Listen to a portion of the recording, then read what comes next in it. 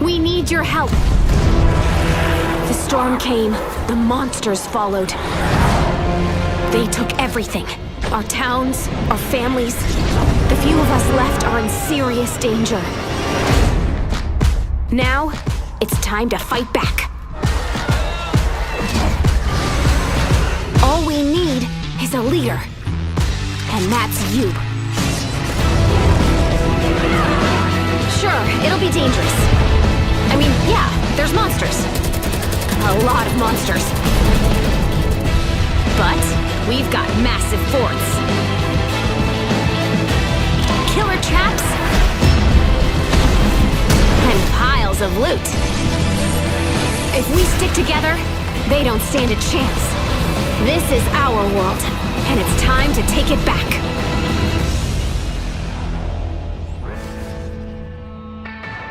The world of Fortnite is filled with places to explore and loot to scavenge.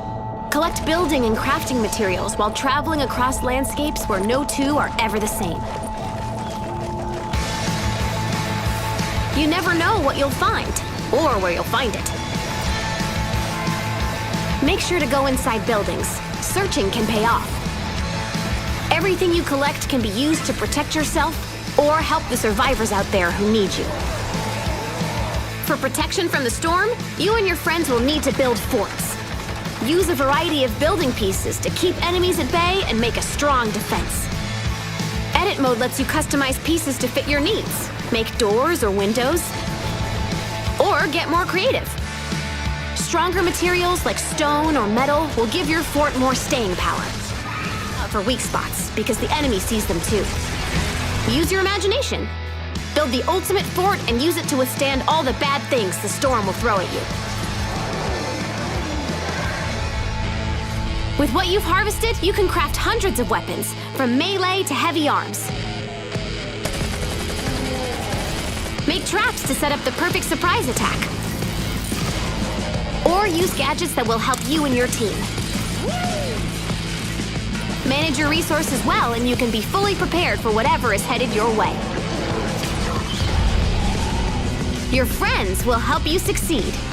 Each hero is a specialized version of one of the basic types. Constructors, soldiers, outlanders, and ninjas. Each hero you collect comes with individual advantages that fulfill different roles on your team. Of course, constructors are skilled at building forts, but they also provide valuable crowd control. Primed for combat, soldiers bring grenades, as well as the big guns, and sometimes the biggest guns. Outlanders are the best at harvesting, and have some unique tools at their disposal. All that and a mean right hook. Finally, there are ninjas. Great for melee, and really into throwing stars. They're good for getting into and out of trouble quickly. Collect cards to get heroes with different skills. More heroes equals more abilities at your disposal. Get your friends together for a well-rounded team. Cooperation can make all the difference. The people need you. Rescue survivors and give them a home. Defend them with everything you've got.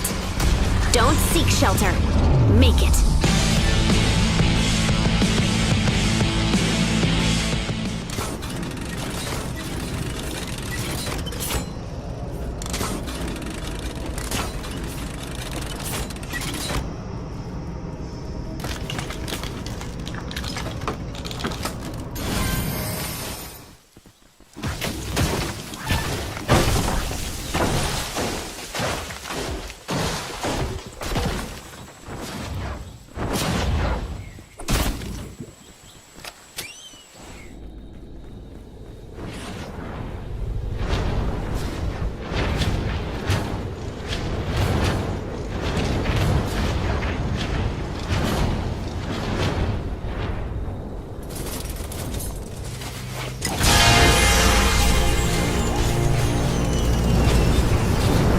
Now build defenses around the power collector, because enemies will attack it when you activate it.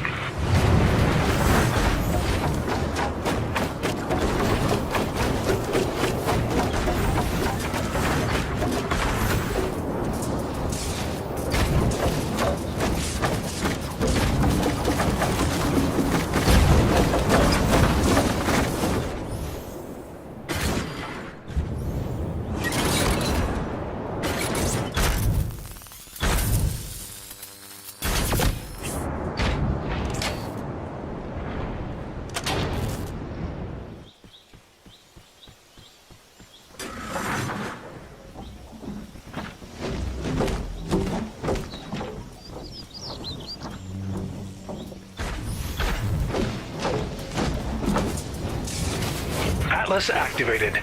Now defend the Atlas until the gate has been closed.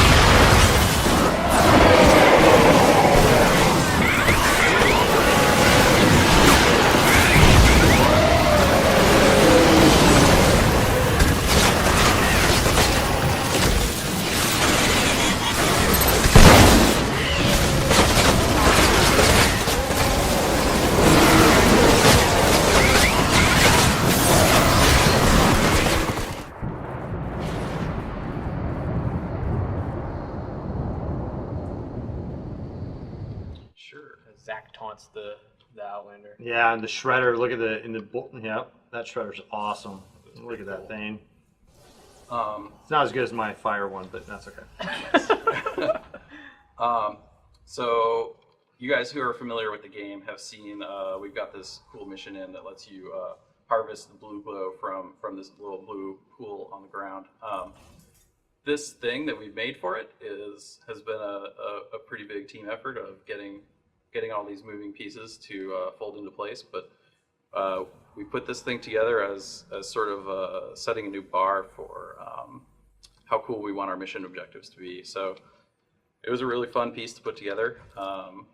Once Zach starts up the mission, you'll get to see this thing fire up and do its thing. Squirrel! Yeah, exactly. Squirrel! All right. So, yeah, I mean, this thing is awesome. Yeah, I'm going to go ahead and activate this thing without building a huge amount of defenses. Hopefully, my crew here is going to help protect. We'll see. We've got a pretty substantial home base rating, so I think we'll be okay. But we'll find out very quickly. Right, and you're actually playing with some players from the game today. Yeah, we've got Fox and Hayes and Alanaba. So thank you guys for helping us out. But yeah, so community playing, I think is pretty fun. Yeah, we've met some of these guys too. Yeah, we had Fox out recently, maybe like a month and a half ago, out to come and meet the team. So that was awesome to have some of the people that have been playing the game a lot and have been sort of veteran players in the community to come out and get that face-to-face time. We appreciate everybody in our community. Our community is super cool, and being able to do it. Thing just builds up over time. Man, that's awesome. What? Fire. they just have my back. They're just like, man, what are you doing over there? It's like I'm admiring the view. That's right. Pete's art is strong. Oh. So whenever, Pete, you have to go do art things, you're free to just kind of sneak away. Sure. I want to see what happens with the siphon. I know Darren, that we have a lot of players that watch the stream every time we have it on, but we also have a lot of new people joining in.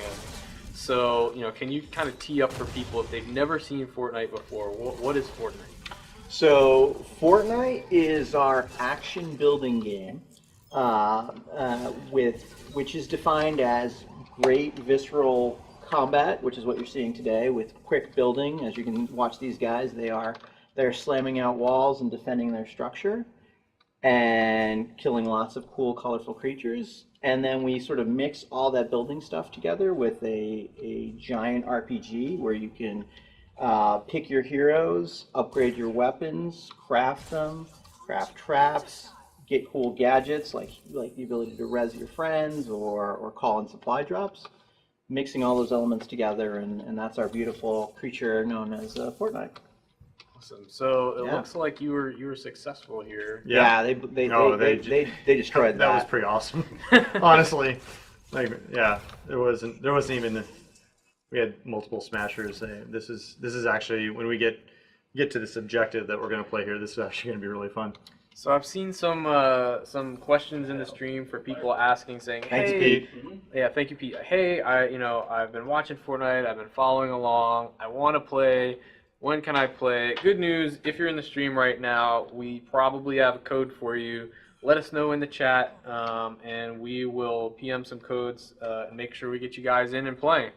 Yeah, I mean, we always, we like interacting with our community, and the people who are playing our game are super cool, and we make games so people can play them. So I appreciate everybody's patience, because man, I want people to play our game.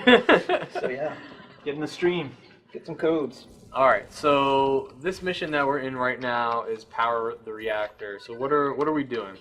So the portion of power the reactor, what we're focused on right now is that so the home base has sent us a new reactor core that they've dropped in for us, and this is all prototype art. So we're still iterating through this mission.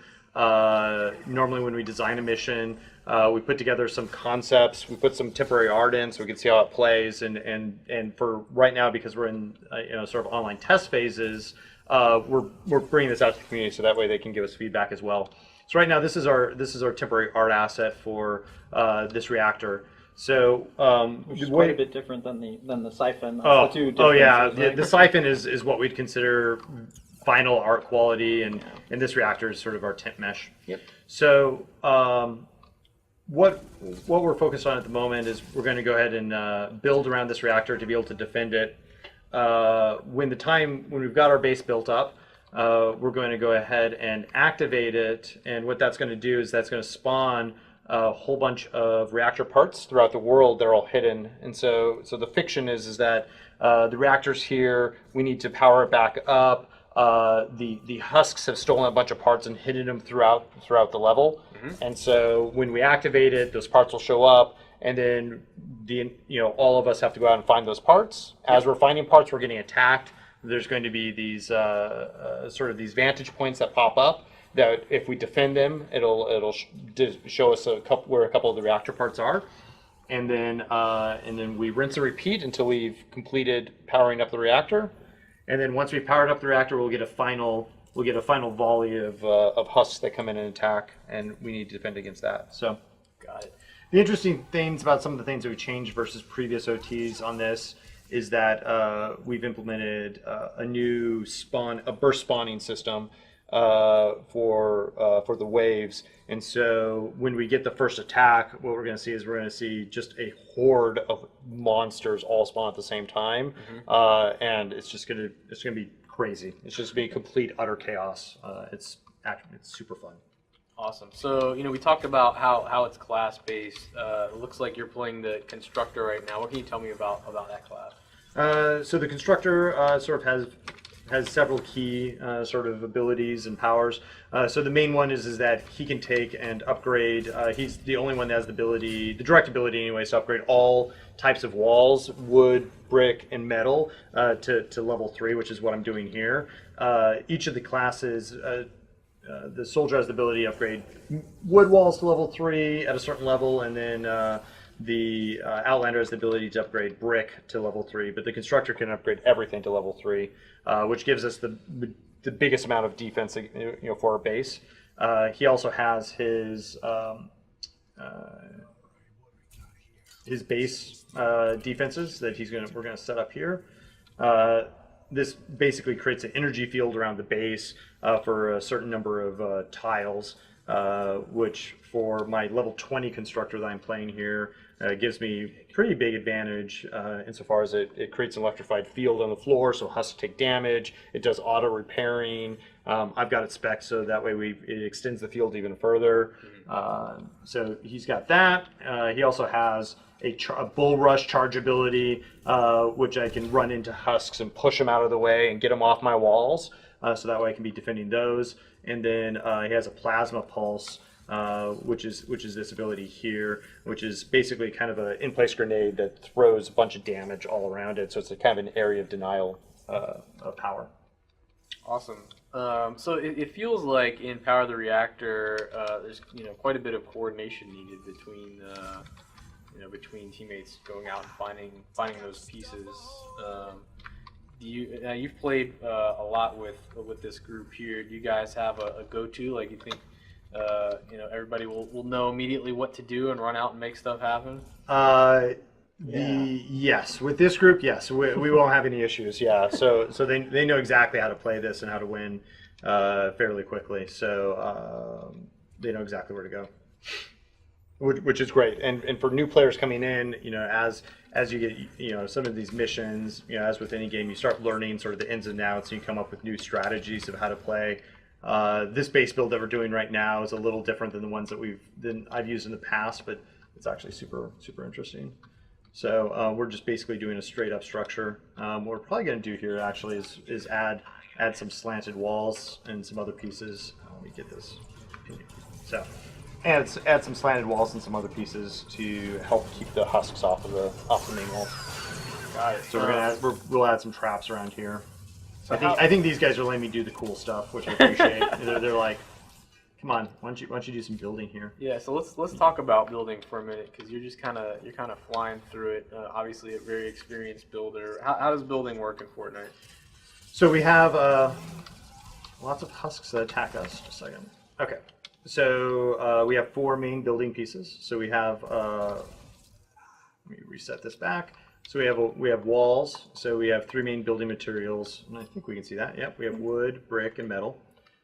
We have walls, we have floors, we have stairs, and we have essentially ceiling pieces, and this is a ceiling piece. Each of the pieces has edit modes, so you can edit the piece, and they have different modes, so you can make different piece configurations.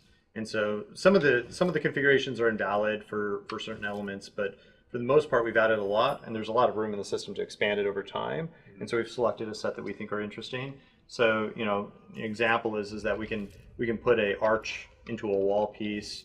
We can make a half arch. We can make a wall with a window. We can make a wall with 2 windows. We can put a door in. We can put a door in the middle. So we have a lot of configuration, a lot of customization that we can do within the system. It feels like a big part of that intent is to be able to do it obviously very quickly. Get up a structure. Yes, and Fortnite is especially during battle. There's definitely an expectation that you're able to make very fast choices about certain building configurations and be able to respond to husks and the way the zombies are attacking you, to be able to defend against them in the moment.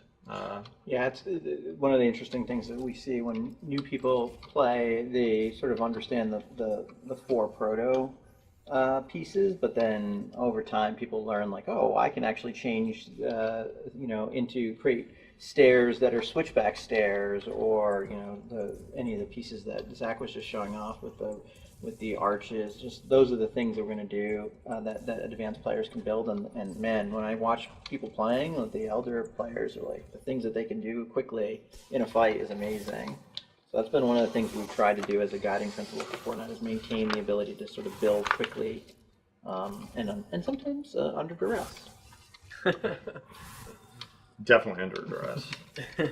And so along with sort of our building pieces, we also have traps. And so and the point of traps primarily is to damage husks or to move them around the map. And so one of the things I'm going to do here is we've got a jump trap that I've just equipped. And so we're going to put some jump traps here next to the walls, so that way we can push the husks off the walls as they come up to attack us. And then in this case, we're actually going to be able to push them down off the ramp. So. Right. That's going to be fun to watch. Yeah. And so the other thing we're going to find out here pretty fast is that we won't know what direction they initially spawn from. So this is one of the maps where when we need to defend this, When they attack, it's going to let us know where they're coming from, but it's right before they attack. So as we're building and prepping the space, we actually have to prep from all directions. Whereas some of the easier missions, some of the close the gate, you know more up front where they're going to be coming from, so you plan a little differently. So will you save a little bit for that last sort of moment before, or do you just kind of adjust once? We'll prep all the way around, and then we should be able to hold, and then we can react. We can react to something if we need to. But we'll make sure that we have a pretty good system set up. Now, fortunately, our team here is sporting a lot of high-end weapons. And so between these high-end weapons and the walls, I think we're gonna be pretty good. So how do you get all the awesome weapons in Fortnite? Darren, you want to talk through that? Yeah. So guys at this level have the secret actually has been a lot about cooperative play. We do a good, we've got some good quests that we have a feature called the Outpost in the game. The outpost is the player's persistent area where they get to build, and their building is saved, and all of the resources they put into that area become their own and stick with them. And that gameplay is about defending that structure. And what happens is that we give a significant boost for helping other people in those kind of fights. And the elder players really this is what's cool, is the elder players really like to help out other younger people, I suppose, in terms of game age. And by helping them out, they get tons of rewards, and those rewards let them get card packs, and that's how they end up busting out with all these cool guns.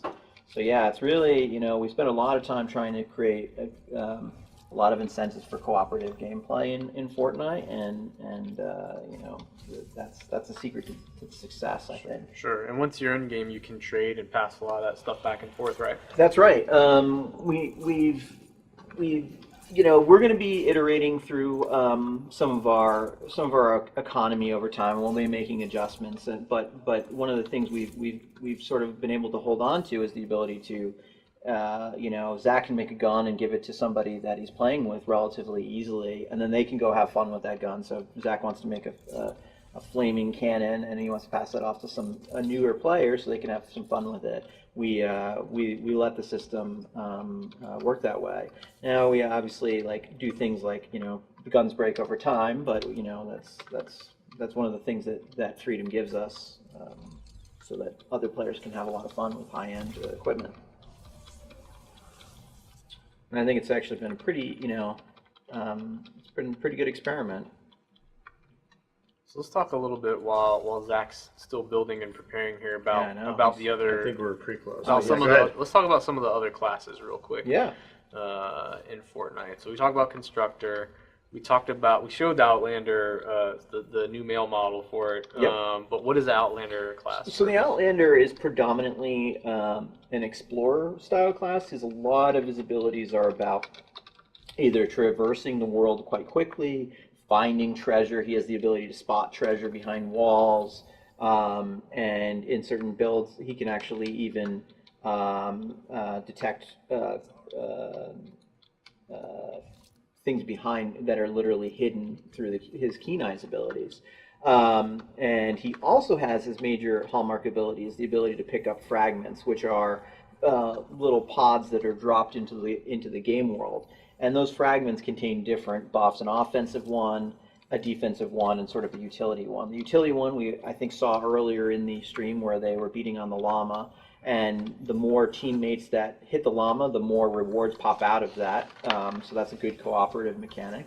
And then defensive drops a shield for your entire team. And then, of course, the offensive buff is the mighty Robo Bear, which is a sentry turret that can quite a powerful one that can be used on the fly.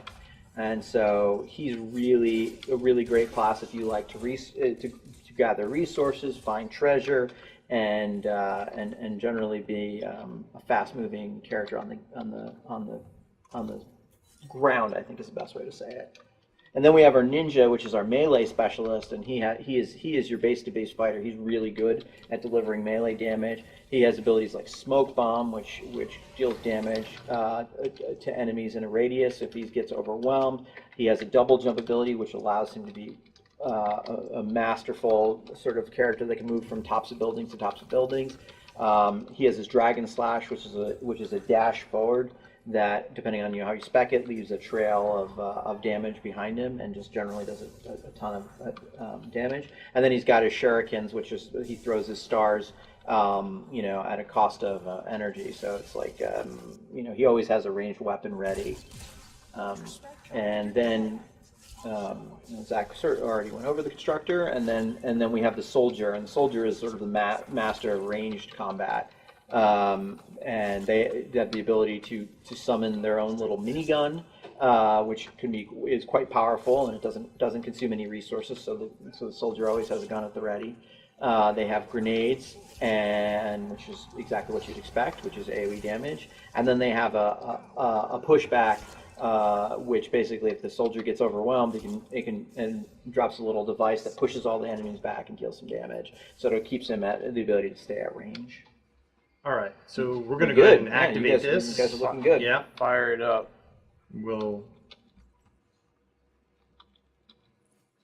I'm excited. I want to see you guys rock this. I feel like you're just going to clean it up handily. Yeah. That's my guess. I think that might be the case. We'll see how it goes here, but... Oh, I like the fact that you guys have a little. That's from your upper end play, right? So you got to dodge behind that because of the the blasters, right? Yeah, the blasters. Yeah. Yeah, I love that. That's good. So what are we gonna see, Darren? What kind of enemies are we gonna potentially see here? Well, we at this difficulty level, we should actually see most of the enemy types. It's actually just a variance.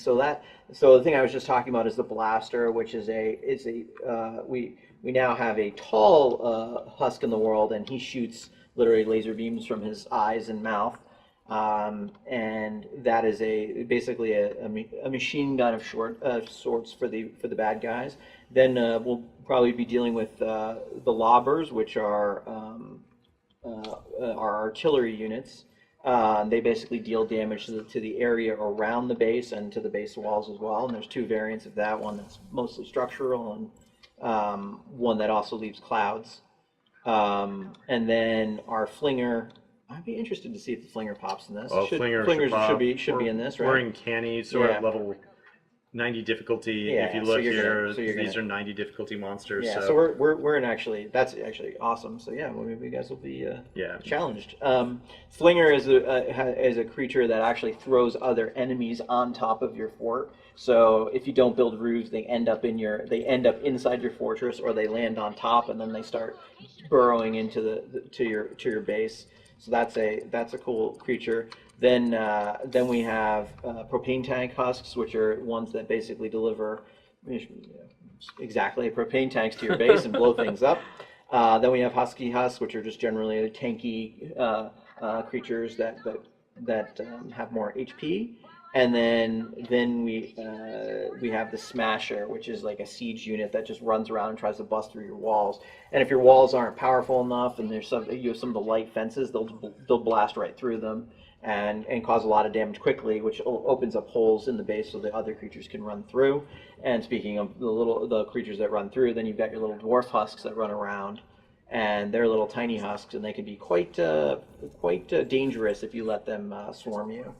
Are those still coming in groups of 7 at the moment? The idea behind the 7 dwarves was a thing. So that's where that came from. I'm not sure if that's always going to remain so, but that is the origin of that idea. Huh. Man, you guys are, I don't know, this doesn't seem to be rough for you. Got a whole 4.5 minutes? Yep. Yeah. Good so far. So if you're in the chat, people are asking about a couple of things. Yeah. Codes, definitely are giving as many codes in the chat as possible. I know a lot of you want them, and we're PMing them to you. So if you're not seeing us type codes into the chat, that's why we want to PM them to each individual person if we can. And if you get one, what you do is you go to Fortnite.com, you log in, you can redeem the code, and actually when you do that, you'll find that there are 2 friend invites associated with the code, so you can play with your friends. Yeah. There's also some people asking about NDA. Yes, Fortnite is still under NDA. We are showing it here on the stream. We do that every once in a while, but we're not quite ready yet for streaming and video content and stuff like that, but we will get there. Yeah. Yeah, you got your sentry guns. Yeah. Oh my gosh. We got serious sentry guns. This is Yep. awesome. All right, so we got 3 minutes left. Yeah. And we only have one more part to find. So these guys have, well, I have not found, well, I've found 0 parts. Sometimes I find 5 parts. Sometimes I've opened a few. I found a few of the secret caches, but everybody else is quite a bit faster than I am. So they've ran it all the way through this level and they found a lot of them so far. So I think we have one more left to find. And then we're waiting for these things to install. So each part takes a minute to install. And so either way, we're going to get rated in here in about 2 minutes. So we'll see how that goes. I believe the base will hold up, but I believe so as well. but it's going to be pretty fun. All right. I thought I was going to be okay the other day, and we weren't. So. Oh really? Oh yeah. Oh yeah. The burst spawning was pretty intense. Got it. Oh, there we Got go. a part. Look, Good I found job. the last one. That's awesome. Right there. We get excited when we play the game. So. Yeah, so I mean, we're this is one of those missions that power the reactor. Like it hasn't gone through as many iterations as some of our other missions. Sure. But you know, we are actually we've got a good plan about things we're going to do with this guy. Can't quite give all the details right now, but it's going to be cool. We're, you know, like everything in Fortnite, you know, we are iterating with the community, making stuff better. You know, my thing is like, man, you know, we actually want to spend more time with the community than we actually have time to do because we're making the game. Mm-hmm. But generally, it's like it's proportionate. Like there's a bunch of things that people have been asking for that we're definitely working on, and that's why we've been a little quieter than I think we had been up to that point because Sure. we're working on bringing the stuff that people told us, oh, you should totally make X or Y, and there's a bunch of stuff in there that we are totally working on right now. So bear with us as we go because the guys are working super hard to bring what the folks want. So let's talk a little bit before we fire, Got 59 seconds. Our fight here. Yeah. Tell me about crafting, Darren. All right, so crafting is the secret to success in Fortnite. We are a building game, and we sort of see building, crafting as an extension of building. Players collect schematics from card packs, and those schematics they give you recipes, and then you find ingredients in the world, and then you're able to build them. So a lot of the core guns take things like copper ore, and they end up being pretty valuable to making new stuff. So in this case, what are you using right now, actually? I've got a Death Stalker. You got the Death Stalker. So you know what happened is that Zach found this in a card pack at one point, and he spent a bunch of time leveling it, which increases its damage. And then once in that part is forever bound to Zach's account and the power of that blueprint and that schematic rather. And then every time he gets the right amount of ingredients, he can build that in the game world. And the true power in Fortnite is the ability to build. And so, you know, a gun you find in the world only lasts so long, but the ability to have plans about making things is really the true power of Fortnite. All right, so we got some artillery going to work on the base. And now I know, Zach, that you and your team are really, really good. You're probably going to get through this. You're going to win. But I understand that should you die, that will happen in a way that's different than it's happened in the past. That is true. In fact, we could probably show off some of that too. Oh look! Yeah. Man, you just White wiping the floor with that guy. That was some combination of those guys down there too. And so right now, my main goal, by the way, is what I'm trying to do is just keep these artillery down. So Yeah. the making sure the lobbers. So you see that guy up there? Yeah. Likely the result of the gonna lobber say. throwing him up That's there. right. That's exactly what happened. So So that is the, you know, back in the, even in the early days of Fortnite and our combat explorations, this example of like, we wanted to give the people, you know, I want to be a sniper, and like, how do I contribute in this game? It's like, well, you build a giant tower so you can see the whole battlefield, and then you take out your scope and you start picking away, and snipers are very powerful against the artillery, and that actually helps your base tremendously because they just destroy them.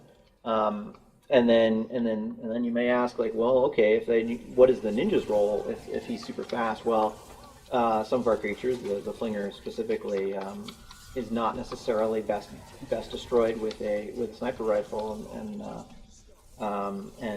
the ninja's job is to go out there and clean house on those guys. But yeah, man, this team is strong. Like, this is like, as I always amaze, like, you know, Zach's playing with a lot of the elder members of our community, so they're just taking this encounter apart. And I want to see you guys like play at the top end. yeah, in twine or something. Yeah. I keep seeing that alert come up. The storm contains lightning enemies. What does that mean? Yeah. So we have, the way our encounter systems work is that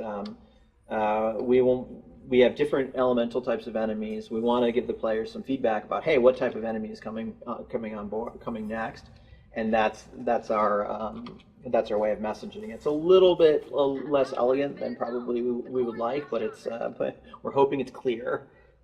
So we're gonna keep evolving that, and like I said, the elemental exchanges. What's your go-to weapon against lightning enemies? You know what? I think I've got an energy rifle someplace in here. So normally what I do is energy. My shredder is a fire, has incendiary round, so it's not effective against lightning. Yep. So you're changing up. Yeah. So that's actually what I was just looking at. I think the Death Stalker I was using is pretty good too. For some reason, our search isn't coming up with that. It's interesting. Got a question in the chat about the enemy waves. You know, do they scale up based on, you know, the number of players that are in your party? How does that happen in Fortnite? So our general philosophy, I want to start by saying our general philosophy is it's always better to have more people. In a world where it doesn't feel that way, we're going to keep making it so it feels that way. You know, we want to attain that. Sometimes that's not the case. But we want the ability to have more players always be good. We do scale a small amount of enemies getting increased when there's more people in the thing. There's the Robo Bear going to work on the thing. Again, that's sort of a proto mesh. We're going to make a more awesome one, but I already think he's awesome. So awesome. So that's the Outlander ability. It's actually one of my favorite abilities in the game right now. Oh man, that was the ninja. That was awesome. The ninja just took out with like his Dragon Slash a whole line of enemies. Sorry about that. So yeah, so we want to have it be cooperative is the name of the game, and so our hope is that every time you join with another group, another player, your powers stack together. You get more HP, you deal more damage. It's just the home bases stacked together, and that's sort of the guiding philosophy of Fortnite. So generally the hope is that more people is where you want to be. We're still tuning some of the things. Sometimes every now and again we make a tuning step and we end up with more creatures than we'd like in a given group game. But it always should be an advantage to have people in Fortnite. Now, one of the reasons why we did that is that we found out back in the day that if we didn't scale at all, it was a little bit less action for people to shoot at, so we had to make some concessions there. So Zach is gonna there it is. Gonna die to the Name's husks my here. killer name. That's neat. Yep. So Zach has gone man down. His team could go help him. They're thinking about it. Thinking about it. Fine. Okay. Or in that case, and that's again another cooperative mechanic. Or Zach can spend a life and just res right there in that area. If he decides to not do that, then he will go back to the world spawn point, which may or may not be farther away. So we want to give some strategy behind not dying. but not a huge penalty. And so we've just gone. We're just trying out the life system right now. And I think that gives us a bunch of mechanics that we can tie onto. And so this victory screen is actually pretty new too, right? That's right. Yeah, we added in this victory screen. It's still work in progress, but it's in my opinion superior from the one we had before. What do we earn here, Zach? Oh, so we get mission badges that sort of correlate. Those set sort of the amount of reward that we get from the mission, and then we're getting some score here. All scores adds up. It's about the cooperative play again. Like we all get score, and so any things that we do in the game, everybody contributes, and then we get some XP, and it looks like Fox here is leveling up his Outlander, so he's on 12, and he's actually getting XP. Whereas the rest of us have capped out our heroes at the moment. Yeah, and a big thing actually when we were talking before about, I want to ride the cart around my outposts. So I don't know when we're going to get to that, but that's my hope.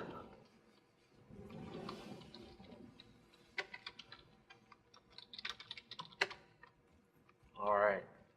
So first step here is we're going to need to find the objective, I think. So we're going to run around here really quick, look at our map, figure out where we're at.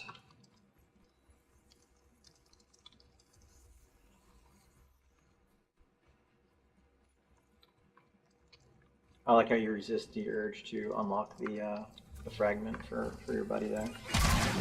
Like, whatever. We're searching for things. Yeah, just not that thing. That's right. So again, those are dwarf husks that are of the fire type. So again, like they. Oh, there you go. There you go. Yeah. Lucky. All right, now we're gonna have to find the other part of it. But... So yeah, so there's 2 stations on this objective, and again, you'll see it's very temporary art at the moment. Definitely placeholder. And so this is part of it. I'm going to go ahead and deploy this. So pull this little switch here. Now, so this is B. Now we need to go find A. Yep. So Darren, if you could talk a little bit about sort of the world and map generation. Oh yeah. Okay. Yeah. It's kind of interesting. I sometimes forget like there's a bunch of people in the stream who haven't played before. Yeah. So our whole world is procedurally generated. Now that's defined for us as that we basically our level designers take a bunch of puzzle pieces that they sort of curate and make cool, the individual plots where the houses are and the types of buildings, and then the system combines all those pieces together into one environment. And they generally are thematic, so we'll have an urban environment or suburbia or the plains or forests, and it chooses from pieces that they've labeled as part of those environments to create these things. So you'll see, when you play Fortnite like Zach has for 1,000 hours, you'll begin to become familiar with some aspects of the pieces of those that we built the world out of. But every time the world's how it is built and put together is just a little bit different. And we find that in a building game, one of the interesting challenges that players face is like the environment has changed around them, and then they have to build to compensate that. Right. So that's why we find that system pretty important to making a variance in the gameplay. So yeah, so that's how the worlds are built. And the thing is like one of the interesting parts that I have when I play with new folks is like they find the little bits in the world where the level designers have added, like whether it's hidden gnomes or treasure chests behind false walls in the environment. Like there's a lot of things that our level designers have carefully put in there. So when people want to go and explore and really dig into the game, they can find really cool stuff. And as the game has been evolving and some of the work we're doing even now, is going to make those moments of finding chests and finding items even more awesome. And so finding that stuff is going to pay off in a big way to the player score and strength. Yeah, and I do want to call out how awesome our track building system. The guys put a lot of work into getting this thing just looking awesome, getting all these pieces fitting exactly right. So as we play it, the system basically just allows you to place pieces, and it'll just connect them all up for you. Yeah, this is one of the really cool parts of the system that they, we could have gone with a system where you just place the track down, or you have to spin it and you have to rotate it. Right. But the guys working on it really wanted to make it be smart, or as smart as it could be, and anticipate what the player wanted to do. Again, keeping with the idea of trying to build quickly and on the fly. So it anticipates sort of what you want to do and tries to match that intent. And then when it doesn't, you'll see the switches on the ground, and the players can throw switches and change the flow of the track direction, which is awesome. In fact, we're going to make it quite interesting here. Let's see. Get that built. All right. Now I need some more.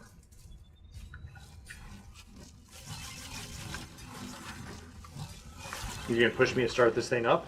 Is that what you're doing? I'm not gonna push you. You're not. Are you not? You're not ready yet? No, not ready yet. I see you're still building tracks, so I'm gonna assume that you need more time. Just a little. No, we're not. We're getting there. We're getting there. We're not in a hurry at all. So it's a little bit of a complicated system here, but it should be pretty fun. But that's what's interesting yeah. about the procedural generation, right? Is you don't know exactly what you're going to get. Obviously you've got different terrain here and stuff that you've got to think about.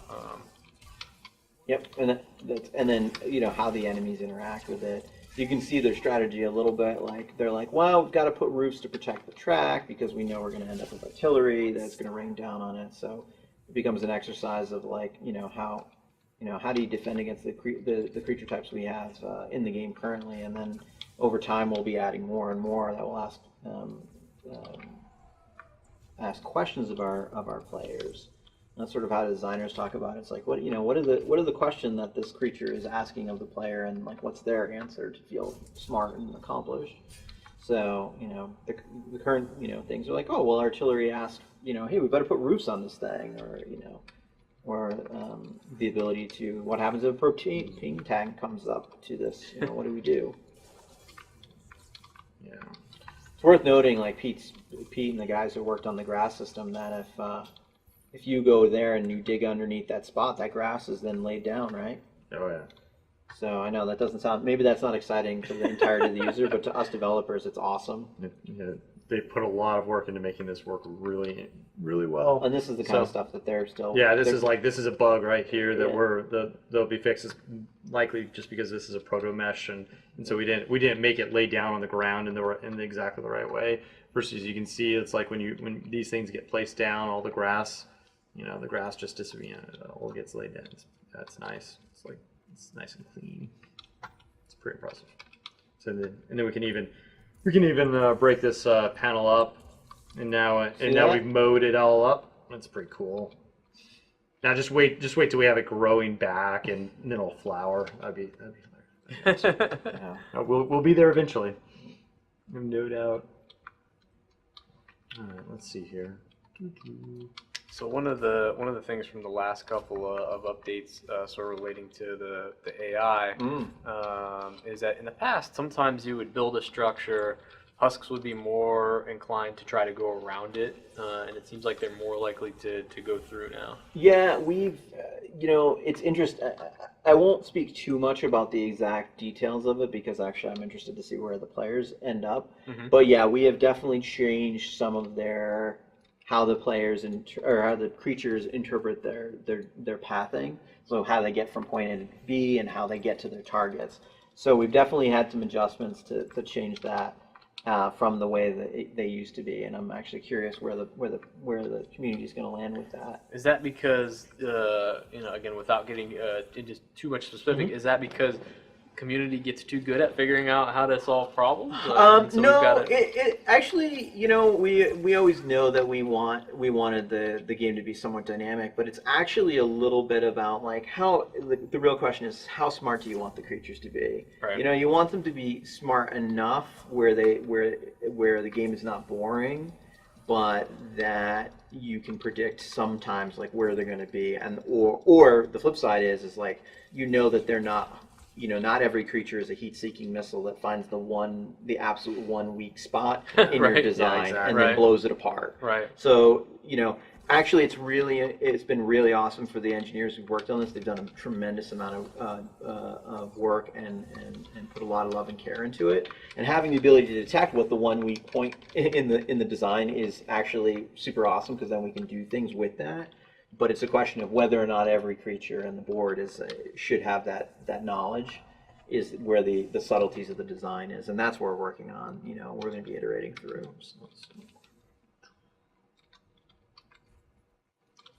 So yeah, Alright, we're getting close. I know. I'm ready.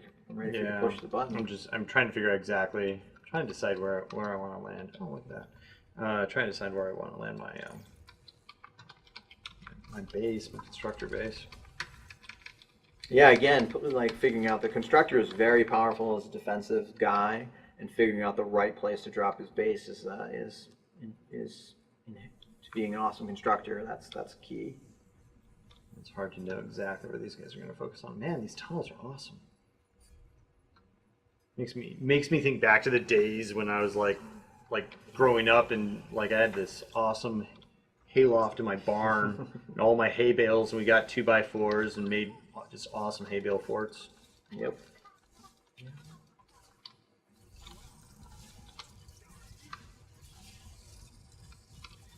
This isn't a new thing, but it's always interesting. I'm actually always interested in where the players are. Like we've got when Zach was hitting those guys with the fire damage before, you could see that the numbers are a bit flaming and cool looking. Yeah. And I'm always wondering if we're always, they look really awesome, and I want to be able to hit the right balance between looking badass and also being able to be read. Right. And so we're always walking that line. Like we want to stylize everything because our game is stylized, and that makes it awesome. And so it's always like so we're always experimenting, and those numbers are just another example of hey, what happens if we change the damage types to on the numbers? Right. So it's not a new thing, but I think it's one of those things that we think is pretty cool. Weird. Like we're just about ready to fire it up. Yeah, I'm just going to build I'm just going to use this right here. Get some stamina.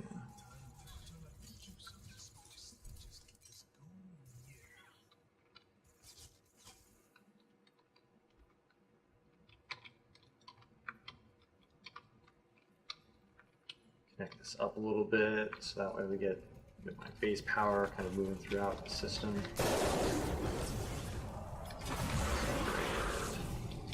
All down here, make sure they don't just straight up coming that way. Alright. Get a little roof on this guy and make sure that we don't get... So I was going to ask Wilson before, because you mentioned your daughter was into trying to figure out when we're going to get the female ninja. What's the current favorite character? Well, she likes ninja. Oh yeah, wants just the ninja. She just wants the female version. Yeah. So she asks about it probably once a week, and I remind her like, yeah, it takes a little more time. Just be a little bit. I try to tell her, it's not as soon as you might like, but it will get done. So she's gonna be very happy about that. Find out at least that it's that the female ninja is next. Yeah. Oh yeah, definitely next in line. It'll be awesome. All right. Just need to get some blue glow in here. I think Hayes was running around some blue glow. Yeah, he did. Yeah, he's right there. He's gonna come back this way. If you're in the stream and you're waiting on a code, hang on. Alright. We will get to you. Even after the stream is over, we're going to stick around and chat for a little bit. Because we've got a bunch of people. We want to make sure that we take care of as many of you as possible.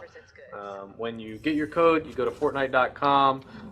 You log in, create an account if you don't already have one, but you log in, can redeem the code, and there's 2 friend invites along with that code, so you can invite some of your friends to play. And then you can ride the hover tub together like Zach's doing. Yeah. one of the things, like we're still working on aspects of this, but one of the things we've been thinking about doing is adding little places on the ground that actually, when you build over them with the tub, it'll make the tracks accelerate. So there'll be areas like it's just like this is a speed up, and so Right. so you know maybe we'll get to the roller coaster yet with this thing.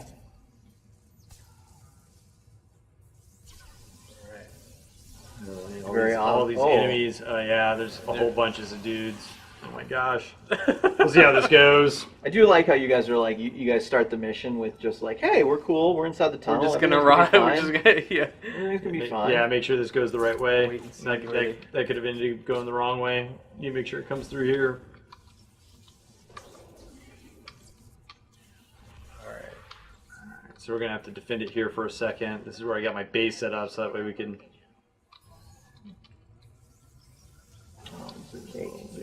No, we'll see. We'll see here. Now, I think, if I remember correctly, the last time we streamed and we showed off this mission, you had meant, I want to say, Darren, I think it was you that mentioned that there was like a record of how many times the hover tub had gone back and forth. Yeah, well, I think it was Zach was talking about that there is a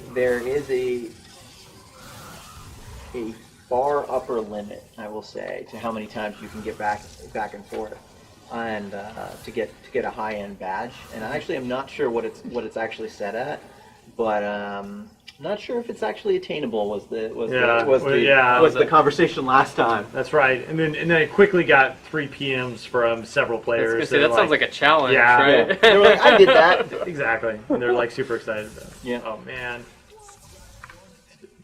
This guy taken out. Nice. Did you just one shot that dude? Perhaps. Oh, all right. Perhaps. Slug So, race, but man. you can see, so you can see that we've got some crazy guys going on here. They're all over the place. You know, it might seem safe in my tunnels, the tunnels that we've created here. It is in fact outside, it can't be that not safe. It can't be that safe if you're having to repair them. That means something's happening. I mean, of course you can did we see just on- take it the wrong way? Oh no! Okay, reverse this thing. Come on, go back this way. Yeah, I mean you can Yeah, see you gotta them. wait. You gotta let it get back. Yeah, There we go. You can see the amount of husks there on the radar. Yeah, they're all back there. Oh, somebody's in the tunnel. Yeah, so that was that pushback right there. The commando just shoved him back. Yep. Got him off of us, which was great. Very nice play. I can't quite get it up there. Yeah, you're not quite high Jump enough. out here.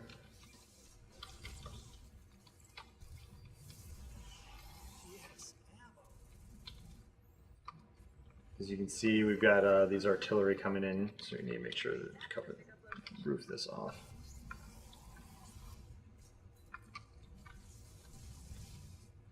All right. So there's a huge line of guys right to your right there, buddy. Oh yeah. Oh, that wow. was not good. Just throwing it out there. Yeah. Oh. Yeah, the tunnel is no longer safe. Safe, yeah. Yeah, that was an interesting choice there. So there's the commando. He's busting out his skill. He's got his little minigun. He's trying to chew up the creatures as they come down the hallway. We always, one of the things we talk about, and our game is super fun and stylized, but we still have that guess we had a bunch conversation of holes about down the here. the old Aliens movie with the guy with the giant chain gun who's like Yep. grinding up the creatures That as was they're walking close. down. Look how close that was. Oh yeah, that was not good. I don't know what I did there. They're like, "What are you doing?"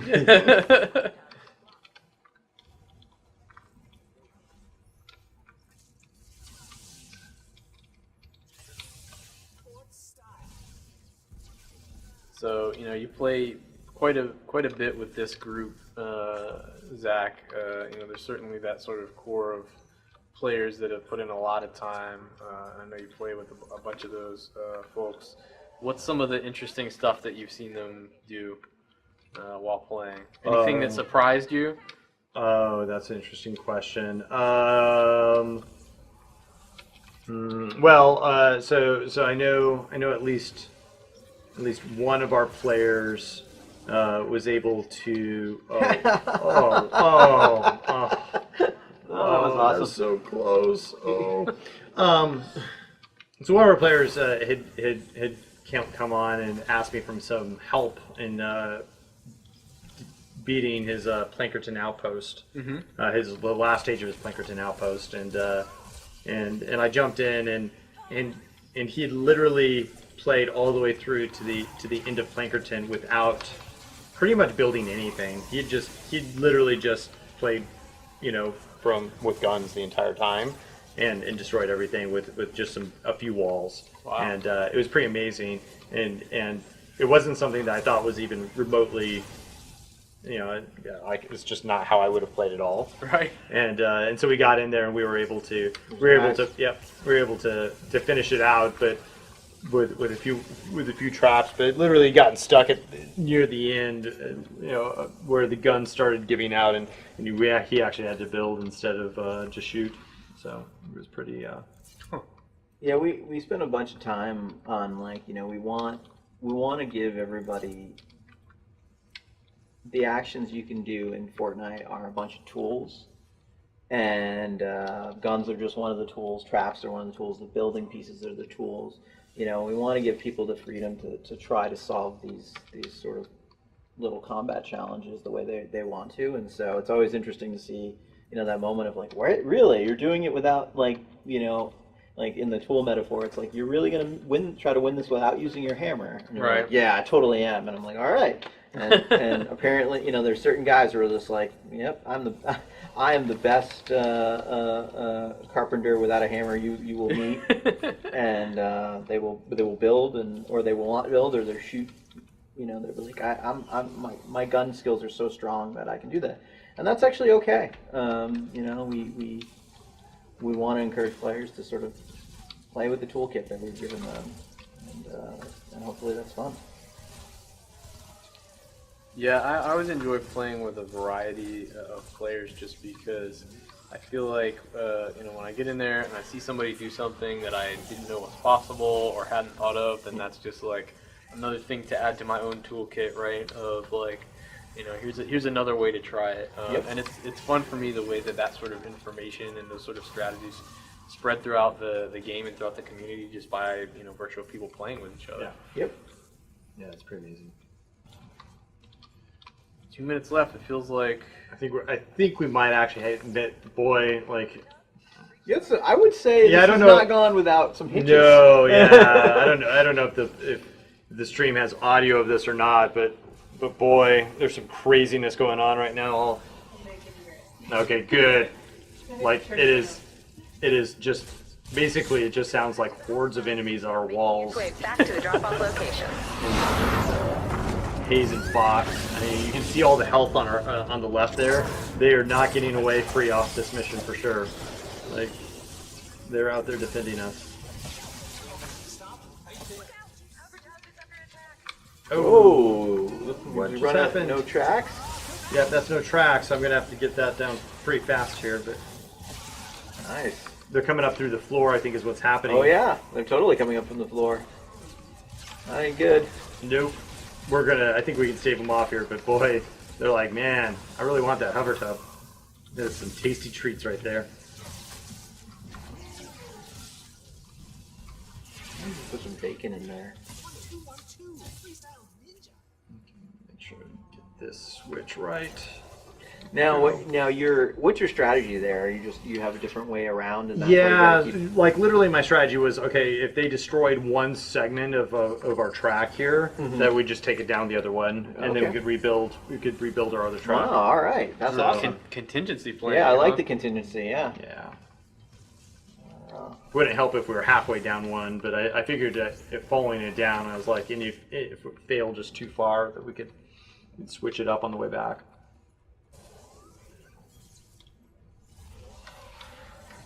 And again, you're using your constructor ability to level up these walls.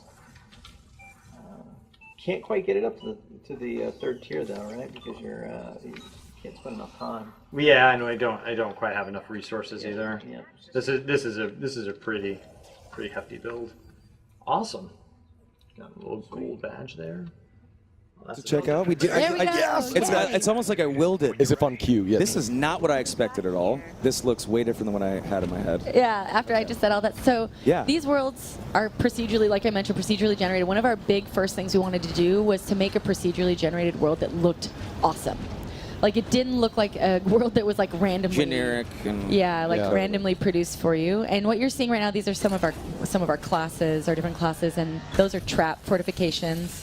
So like I said, everything in Fortnite can be built and crafted. So you have to uncover the ability to build these traps, and then you find the parts in the world in order to actually build them.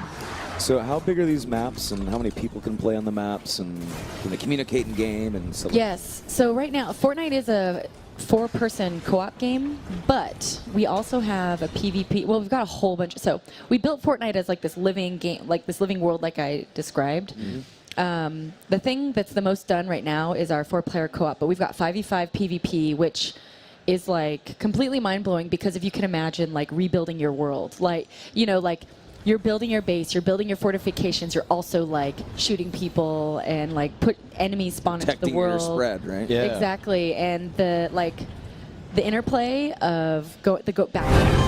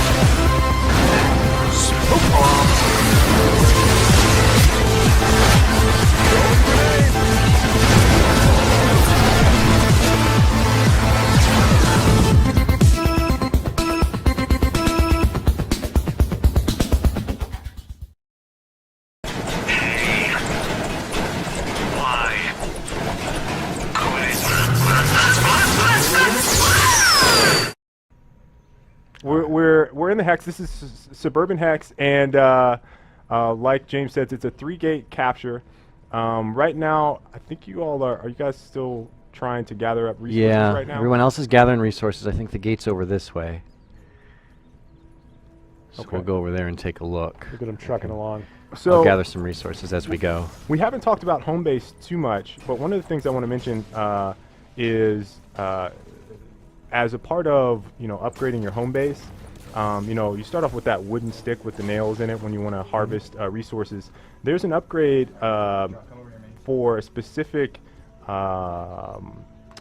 ability that allows you to have like a stronger starting out point. So I think a lot of people have kind of learned and OT kind of learned and gravitated towards some of those cool ability perks that they can use, and been using those quite a bit. So was that was the Loot Llama. The Impact Alpaca. Yeah, the drama is real. But Loot Llama, yeah, Impact Alpaca. It's Impact Alpaca in the tooltip. I don't know what to tell you. It's what happened. It's like if you mouse over it, it says Impact Alpaca.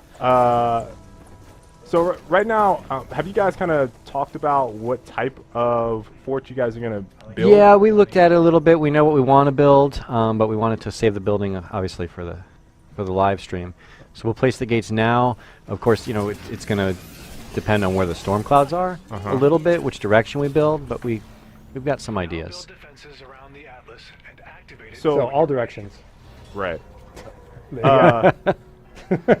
So, Cameron, can you give kind of a very quick and dirty version of how the portals and the storm and what that all means to the game?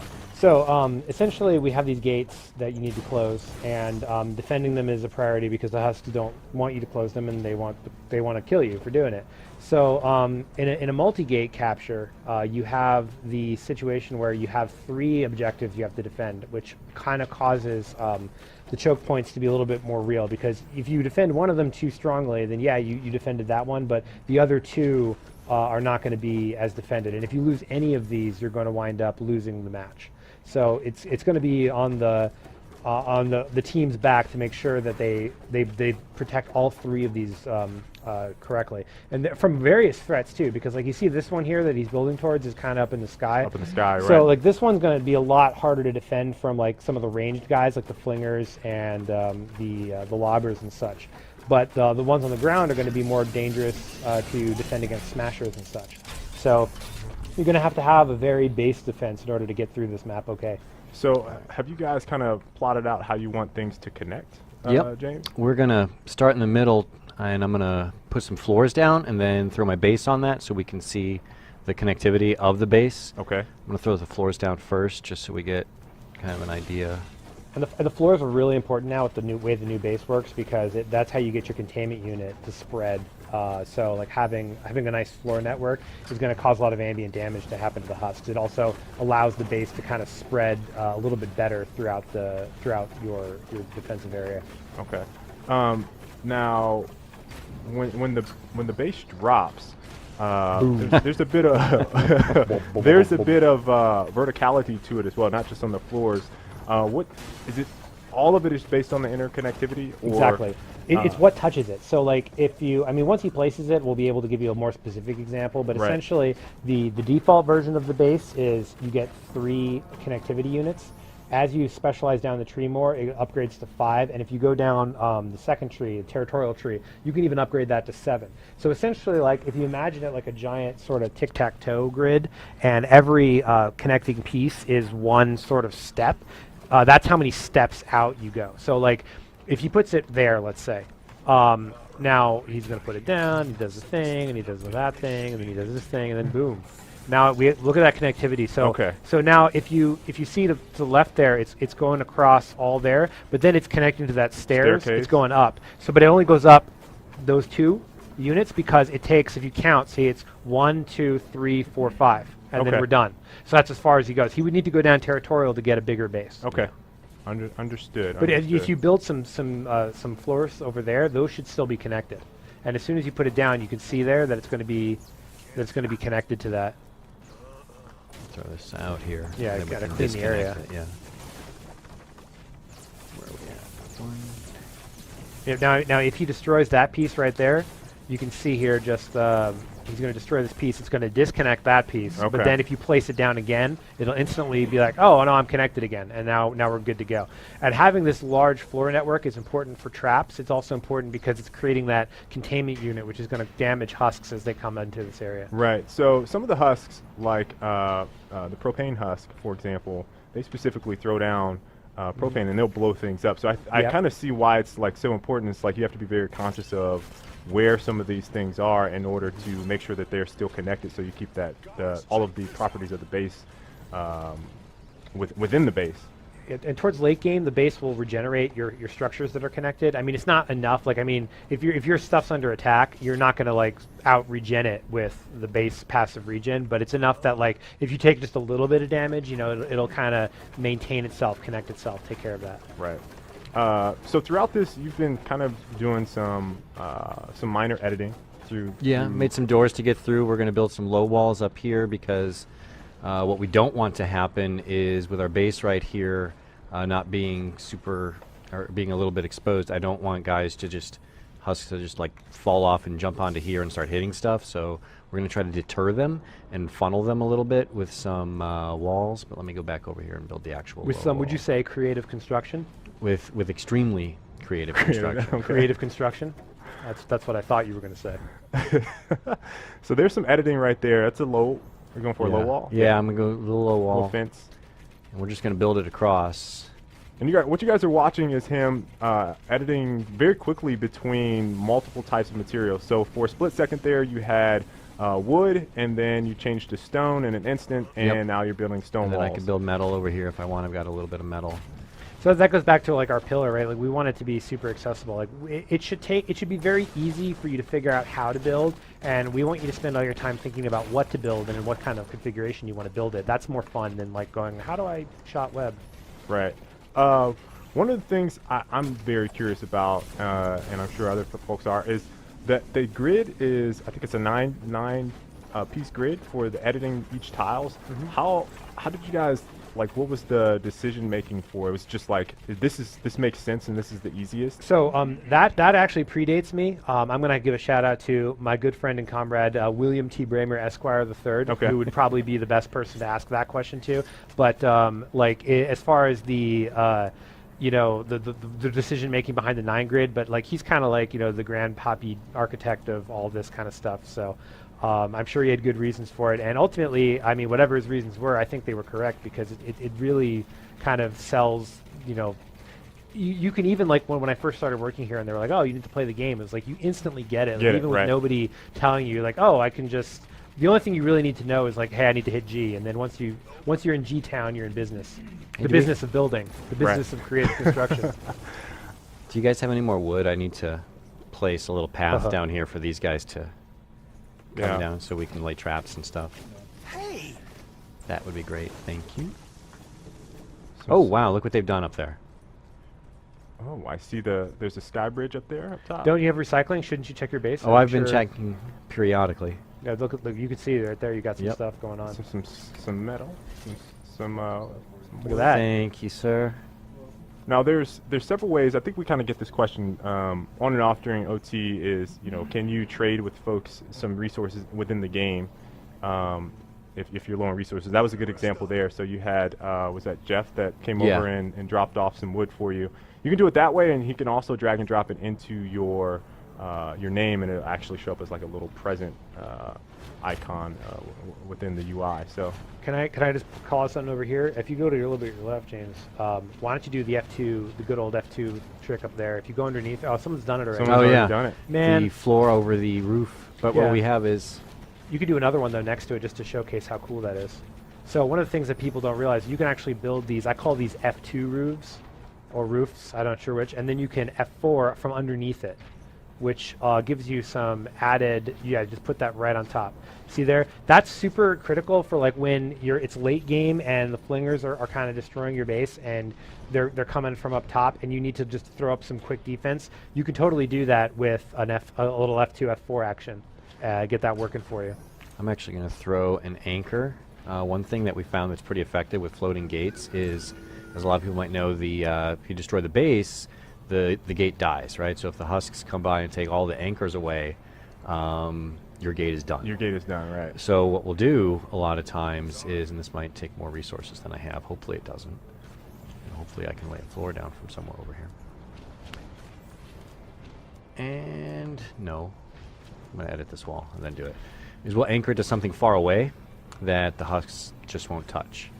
Ah. So just go out this way. Might not be the prettiest thing in the whole wide world.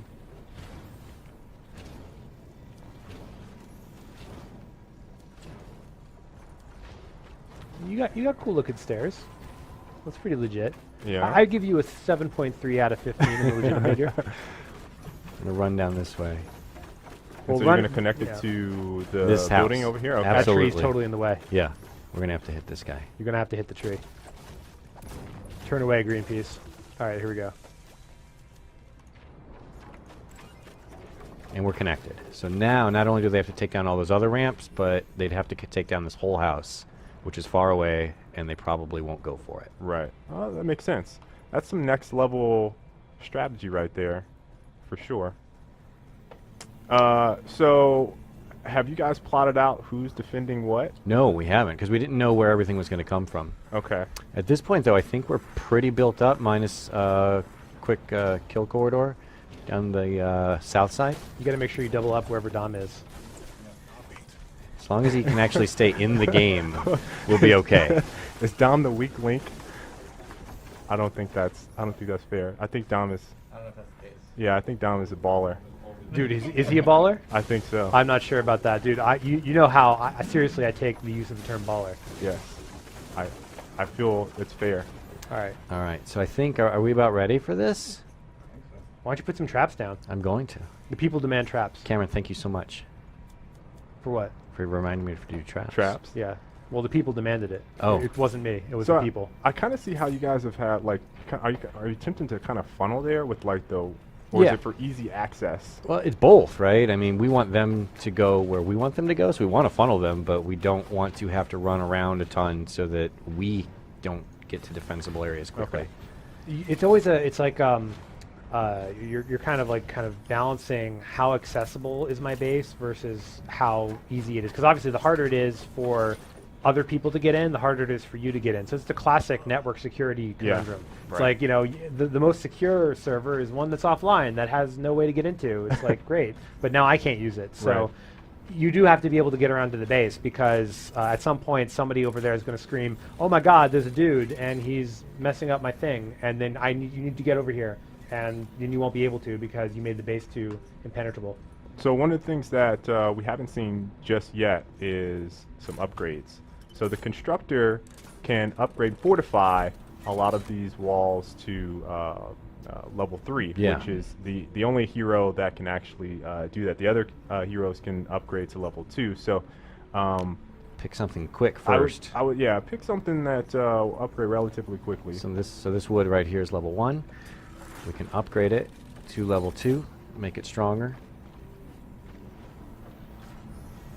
and then upgrade it again to level 3. And now it's Mobetta. Correct. So now I have a lot of resources where I can upgrade, but I want to see where they start coming through. Yeah. Once they funnel, I don't want to upgrade this entire tower only to have them go. Well, I would definitely get the roofs on over the gates upgraded to level 3, because those are 100% chance going to get flung on. Did they build stairs up here? They did. I like how you talk about them like they're like this otherworldly. Well, I didn't build them, so someone else had to. Look at that. The only problem is you can't F4. Well, I can build up to it. You can build up to it and then go down, or you can make a jump pad. I made a couple jump pads already. Can I even do this? Those jumping skills. Hyper legitimacy. Your legitimacy grew 3 sizes. you should get all those roofs, man. It's gonna AOE. There you go. There we go. Oh, we got a wood. The people will thank you later on. All right, let's see what this one has over it. So I'm really liking how you guys are thinking about this base. Very interconnected. Lots of easy access, walkways, balconies, staircases, winding staircases. Yeah. I don't know if we have time or if you want me to try to go back and get a look at it. It's probably impressive. I think we still have some time before. It looks like some resources were dropped out there. Yeah. They were harvesting for a bit before I got in here. Look at all that wood. So we're taking a look. Let's take a look. I'm gonna go back up on that house. Oh yeah, you get a nice view.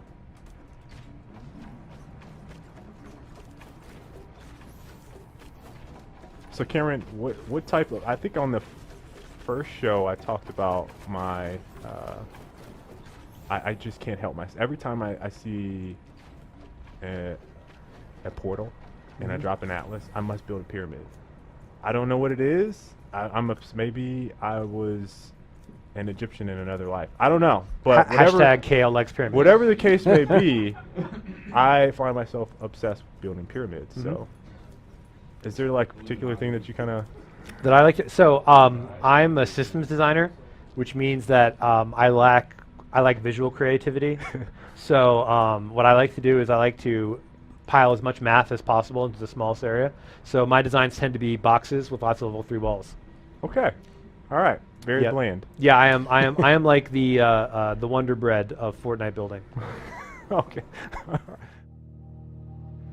So a little while ago, we're playing a session of Fortnite. We had one group building this very elaborate base. We had finally like trapped, mined, covered this one little area. The monsters are coming out and they're wrecking the base and it is touch and go. We were picking them off. Our commandos were up on the ridge. You've got the guys up throwing walls, keeping the fort built. And pretty soon there's just players flying all over the place defending their base. Everybody had the moment of being the hero, and we were all doing it being true to how we like to play the game. That kind of moment, that moment that makes people cheer, even if they're not playing, is precisely what Fortnite is about.